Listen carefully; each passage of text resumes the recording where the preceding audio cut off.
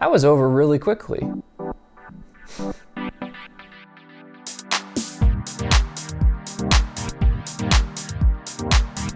So, Homecoming Season 2, the whole season just dropped on Prime Video, and of course, I didn't wait 1 second to watch it, and I'm going to give you my thoughts without spoilers in just a second. But if you're new to the channel and you want to see more reviews like this one, please consider subscribing. I put out a lot of content. So, getting into Homecoming Season 2, which don't watch this if you haven't seen Season 1. It won't really stand on its own. But if you have seen Season 1, and if you liked it at all, I think that this is a pretty satisfying season.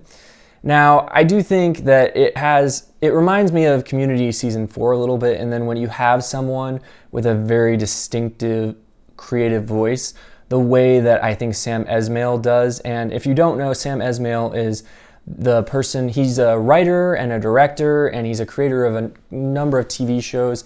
And he was the creative force primarily behind Mr. Robot. I think that's his most well-known show, but he was really instrumental in Season 1, and he's not involved here except as a producer. And instead, behind the camera, we have Kyle Patrick Alvarez. And, you know, the reason it reminds me of Community Season 4 is because at the end of the day, I think it's just hard for someone to take over and try to ape someone else's style. And I just think Alvarez is lacking some of the flourishes that Esmail brought to the table. But I found that this season was very satisfying overall, and while it had its problems, I thought the conclusion was just mesmerizing. Now, I do question, even if you did see Season 1, I feel like the recap wasn't that helpful, and I was sitting here going, I wonder how many people remember what happened in Season 1, because it's a little hazy in my mind even, and I think I have a better memory than a lot of people do. But this season, you know, they've maintained the eerie and intriguing atmosphere, but I don't think they give it enough time to gestate, because by episode 3, they're already shooting back, and the episode is aptly titled Previously. And then for several episodes, they show us what happened in the past, which is kind of an odd structural decision, and I'm not sure how well it works. I think that it would have been hard to do the show otherwise, and I feel like it wasn't really necessary to have more episodes in the present before going back to set up what actually happened. But I also feel like they didn't give the mystery enough room to breathe. I didn't feel enough tension. I didn't feel enough desire for resolution, and when the resolution comes, it was awesome, but it could have been better, I feel like, with a little bit more build-up. I also feel like the mystery just feels diluted and less urgent as a result. Now, Season 2 deviates from the podcast that this was initially based on with a new story, and you can kind of see that because Season 1 was a lot of scenes where they just kind of circle the camera around two characters in a room that are conversing. And this season has a lot less conversing in rooms. It has a lot more characters investigating. And there are some conversations, but this is where the style is somewhat lacking, because Sam Esmail found so many unique ways to shoot conversations. And Alvarez just kind of does the typical television style, cutting back and forth between characters, and doesn't use that many camera angles. So the conversations, the way that they're shot, is decidedly less interesting.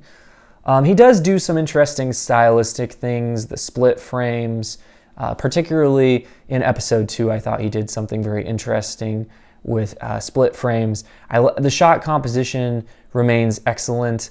And even though, you know, we've lost Julia Roberts, who was kind of the anchor of Season 1, I feel like the atmosphere is the real star of this show, and that is maintained well this season. I do feel like this show has pacing problems, less so than Season 1, but this season is a little bit less intriguing than Season 1, so I feel like the pacing issues become a little bit more of a problem. Particularly in the first 2 episodes, there were these moments where I'm like, we've just been watching this character for 5 minutes and they haven't really done anything too significant. A lot of scenes spend too long in getting to the point, I feel. Now, for those of you who are interested in this show because of Janelle Monae, who I've enjoyed her performances in a number of other films. I feel that a lot of her talents are wasted here. I feel like this character doesn't really suit her to play. I think she's better playing vivacious characters, and she doesn't get to do a lot of the nuanced acting that Julia Roberts got to do in season 1. I feel that her character here is just a reactive character, and we know right away that she has amnesia. She doesn't get to try and hide it, so we don't get to enjoy the mystery of watching it gradually be unveiled that she's someone with amnesia that's trying to hide her amnesia. So I feel like she's not even really the lead here, even though they've really advertised her as the lead.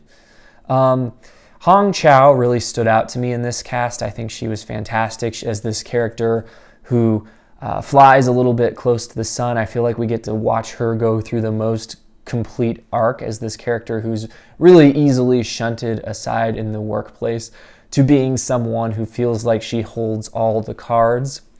Chris Cooper and Joan Cusack are both excellent.